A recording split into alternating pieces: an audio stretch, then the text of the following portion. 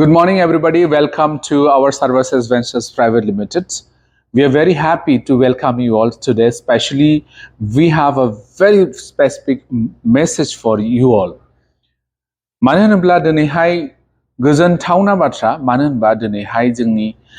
सार्भासेस भेन्चार्सनि मोनसे लाकी ड्र'नि थाखाय खोथा बुंनो नागिरदों। लाकी ड्र'आनो जाहैबाय जोंहा फैगौ 10 तारिखआव मोनसे जोनोम दिन कम्पानिनि बे जोनोम दिनाव जोङो लाकी ड्र'खौ खालामनो लुबैदों किन्तु सानैसो मानसिफोर दङ लिडार्सफोर दङ बिथांमोननि प्रब्लेमा जाहैबाय फुजानि ओमफ्राय बेलेग बेलेग प्रग्राम दङ बिथांमोना बेखायनो बिथांमोना बुंदों जे पास होयोब्ला मोजां तो जुदि पास होनांगौबा पास होगोन नोंथांमोना कमेन्ट खालाम जाय मानसिया पास होनो लुबैदों कमेन्ट खालामनानै हो आरो मोनसे खोथा बेखौ क्लियर बुंनांसिगोन मानो होनबा बहुत मानसियानो जानो हागौ नोंसोरा कुपनखौ मोनबाय किन्तु कुपनखौ मोनबाय जानो हागौ किन्तु नोंसोरा पेमेन्टबो खालामबाय जानो हागौ किन्तु बै अमाउन्टखौ जुदि कम्पानियाव हराखैब्ला माने प्रडाक्ट्स लायाखैबा बै कुपना मिस थांगोन तो बेखायनो जोंना 300 कुपन्सल'सो 300आव 1 to 300 थाखागोन जाय मानसिया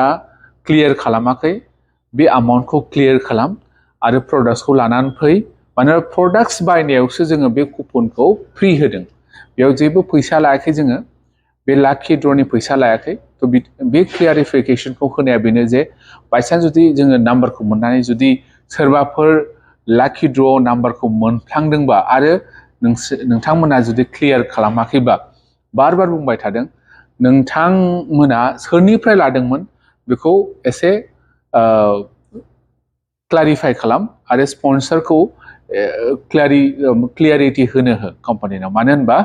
नैबे रिपर्ट मोनोब्ला जानो हागौ नोंहा मोननोबो हागौ मबाइल मोननो हागौ जानो हागौ जिखुनु आरो 10टा लाकी ड्र'आवहाय मोनसे नांनो हागौ आरो बेखायनो नोंथांमोना बेखौहाय क्लियर खालाम आरो इनभाइट खालाम जोंहा भेन्यूखौहाय थाबैनो आनाउन्स होसिगोन सबके অসমীয়াত মই কম যে আমাৰ লাকি ড্ৰটো ষ্টাৰ্ট হ'ব আমাৰ জন্মদিন 10 তাৰিখ অক্টোবৰ আমি ষ্টাৰ্ট কৰিব বিচাৰিছো কিন্তু কিছু অসুবিধাৰ কাৰণে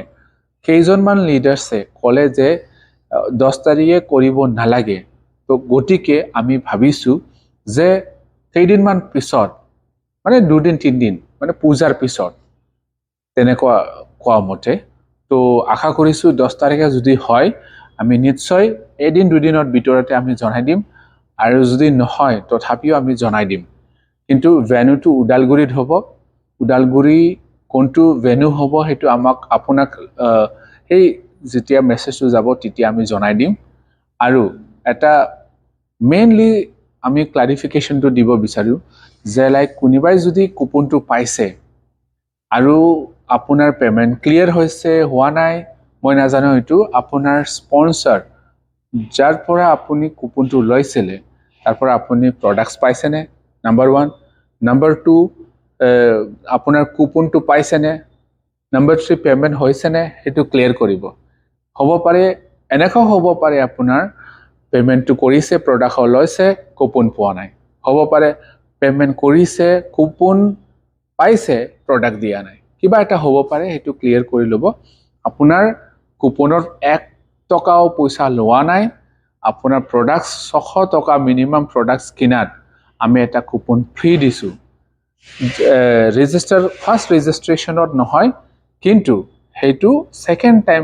ৰিপিটেড অৰ্ডাৰত কিন্তু কোনিবাই যদি ডাইৰেক্ট কাস্টমাৰ হয় হেতুক দিয়া যায় সো হেতু আপোনাৰ স্পন্সৰ লগত কথা পাতিব ক্লাৰিটিটো লব এন্ড আমি অতি সোনকালে হেতু উইদিন 2-3 ডেজৰ ভিতৰতে আপোনাৰ ভেন্যু আৰু কিতিয়াব এবেলা গুটেইটো আপোনাক জনাই দি আছো so thank you so much all of you will have a